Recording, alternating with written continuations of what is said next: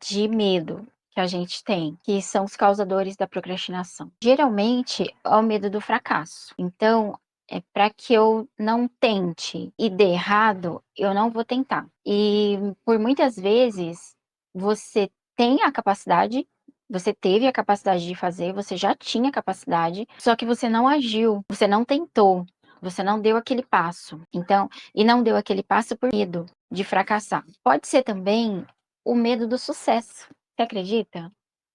Por muitos anos eu não agi, eu falo muito de mim aqui, para que isso te sirva como exemplo, para que te sirva como parâmetro de referência, tá? Para você entender que você não está sozinha. E por muitos anos eu tinha como o medo base era o medo do sucesso, você acredita? Eu tinha muito medo do sucesso. Eu não entendo direito o porquê, para não provavelmente para não ser maior do que algumas pessoas que eu admirava da minha família, né, algumas pessoas que eu admiro, mas tinha aquela crença de que eu sempre tinha que ser a menor. Sou caçula, caçula de tudo, caçula de filha, de sobrinha, de neta, de prima.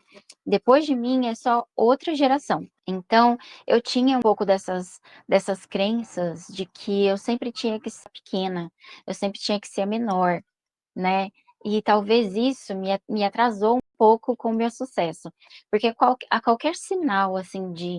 Sabe quando tudo começa a dar certo para você?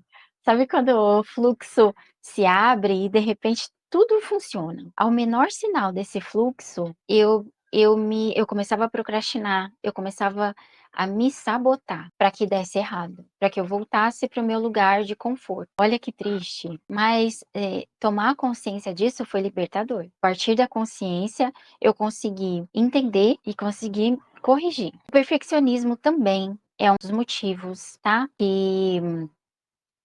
Que fazem com que a gente não siga. A falta de clareza também dá medo. A falta de clareza nos amedronta. A falta de clareza nos amedronta.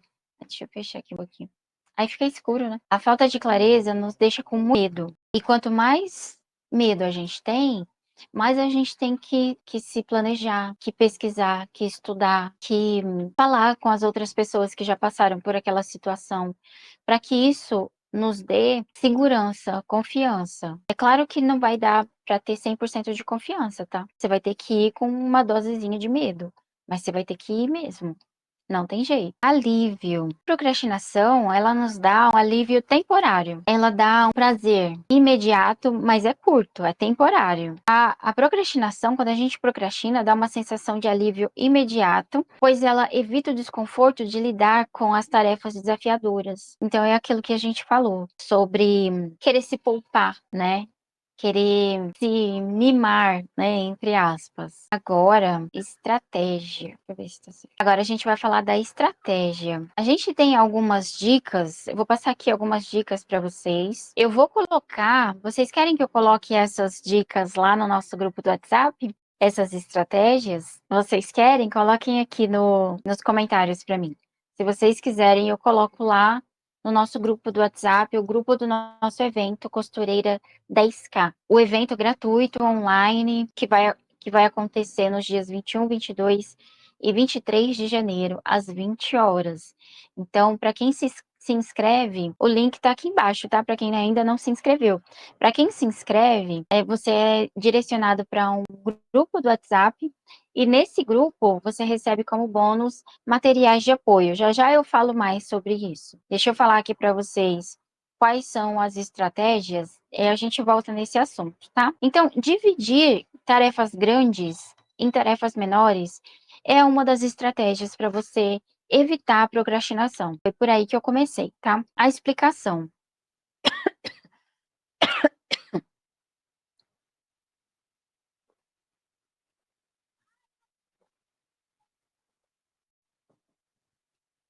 O tamanho de uma tarefa pode ser desafiador. Quando a gente olha, por exemplo, eu quero escrever um livro, eu quero montar uma coleção de bolsas. Nossa, mas uma coleção de bolsas com, sei lá, 12 modelos diferentes. Como que eu vou fazer isso? É impossível, porque eu tenho que idealizar, eu tenho que ter inspiração, eu tenho que ter um caminho para seguir.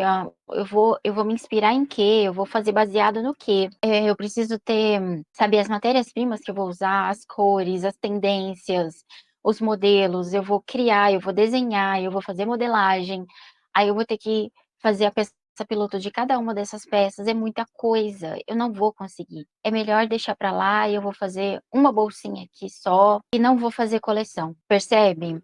O tamanho das tarefas, elas são determinantes para procrastinação, para pessoa procrastinadora.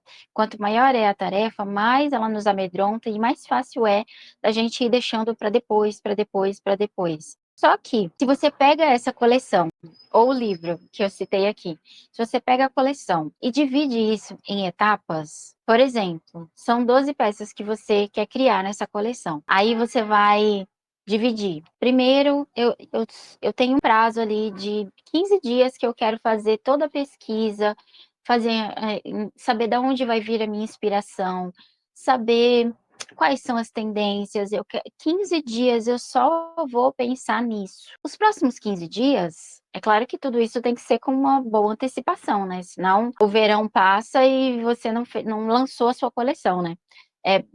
Com muita antecipação. Você sabe disso, né? Eu não preciso te explicar que as coleções são criadas com uma antecipação absurda, né? E aí você separa esse tempo para isso. Depois você faz a outra parte, que é a parte de você ir garimpando as matérias-primas, os aviamentos que você vai usar. E de fase em fase fica mais fácil de você seguir esse caminho, de montar a sua coleção. Assim como em um livro. Se você pensar no livro inteiro, é muito difícil, você não vai escrever um livro inteiro. Você não vai sentar e escrever um livro inteiro. Agora, se cada dia você sentar para fazer 2 páginas, cada dia você senta. Ó, eu aprendi eu fiz um curso como aluna para escrever livro. E eu aprendi que a gente precisa dedicar 25 minutos por dia para o livro. Essa técnica também pode ser usada para outras coisas. Eu vou me dedicar 25 minutos por dia para fazer minha coleção.